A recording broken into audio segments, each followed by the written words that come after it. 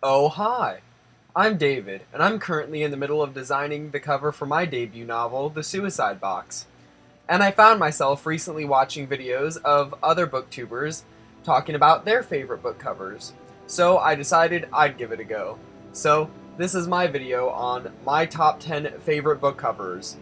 Now, perusing through my library to try to find my favorite book covers, I realized that I really don't buy books because I like the covers, and there's a story behind that, which I'm about to tell you with my favorite book cover number 1, Fallen.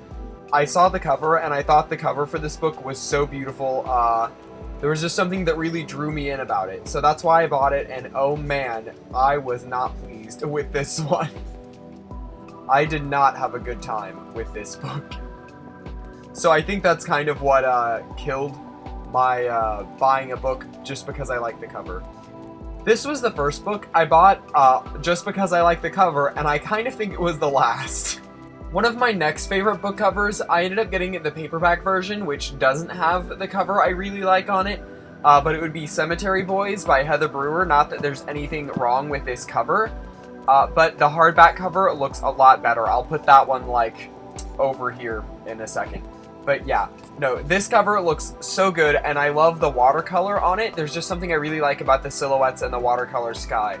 I just love watercolor book covers. There's something I really enjoy about that art style that I don't think we see enough of. Whenever I saw the cover reveal, I think she did a cover reveal? I don't know. Either way, I saw this book on Ava J's channel, and it is her book Beyond the Red. And when I saw the cover, I don't know, there's something about the red desert sands that just really intrigued me, and it looks, I don't know, the two suns, this cover looks really nice. I don't know, I like all the colors on it, and the red and purple color scheme. My next favorite book cover is for a book I actually reviewed on my channel, and that book is Forgotten Things. There's something I really enjoy about the detailed, like, you know, just all the details in this cover. And I don't know, the kind of, like, sketchy, hand-drawn feel it has, because it really matches this book very well, and the setting in this book is pretty spot on, like, with this cover. Like, it really helped me not even just visualize it, like, I don't know, there's just something about the way this book looks overall that matches its tone pretty perfectly. I think there's a lot of covers that play it safe and simple, so that's why I really enjoy seeing a book cover like this with a lot of details. My next favorite book cover on this list is The Great Gatsby, and while it's not my favorite book I was ever forced to read in school, I really like this painting, and I feel like it suits the novel well. I like the circus lights on the painting, and I like the woman's face in the sky. But the thing I like even better than that is her eyes are actually naked ladies. So, like, what other book did you get to read at school that had naked ladies on the front? So it had to make the list, right? It gets a bonus for naked ladies. The next book on my list, I just picked it because I really liked the colors, and I really enjoy this author, but it would be Crypt of Bone by J.F. Penn, and there's something I like about it because I like how there's so much on the cover and it shows you the setting and, like, some of the details and, of course, the silhouettes of the main characters on the front. I feel like this cover tells you a lot, and I really enjoy the color scheme of this cover as well. Overall, it was a really neat book, and this cover fit the book pretty spot on. The next book is Dante and Aristotle Discover the Secrets of the Universe. This book is the only book on my list that I pick where the typography takes up most of the room, but I think the way that it was done looks really nice and elegant, and I also like the border around the top of the cover, and I kind of wish all the awards weren't on the other side, like, you know, so we could see the rest of that nice design. But then I really like the colors down here and the landscape. I thought this cover was simple, but the typography is really what made this one the most pleasant to look at, I thought. My next favorite book cover is one that I don't actually own, but when I saw it in the bookstore, there was something that intrigued me about it. All the covers in the trilogy, for that matter, and the book is The Unbecoming of Mara Dyer. The first and third in the trilogy are really intriguing, while I think the second one is a little cliche, but I guess that's okay.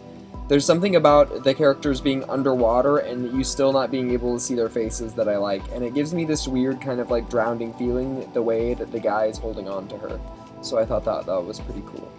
And now, last but certainly not least, are some of my favorite books, and they're not my favorite because they're that well written. These are my guilty pleasure reads, except I don't feel guilty at all. No, but these are some of my favorite books, and I've been reading them since I was a kid. I've read them like at least 2 or 3 times by now. But I really like these covers because they're really kind of cheesy looking, but I really kind of miss covers that look like this. I think it would be my dream one day to write a book series and get covers that remind me of these guys. Like this book right here, and it was written over the first Resident Evil game. Look at that. You see those monsters collaged in the background? Look at all those guys.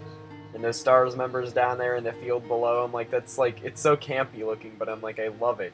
And then that'll go for the next and probably the final book cover on my favorite book covers. And this is another one in this series, and it's the one over the third game, Nemesis. Look at that. You got Jill on the front there, and you got Nemesis gazing down at her from the sky over the clock tower.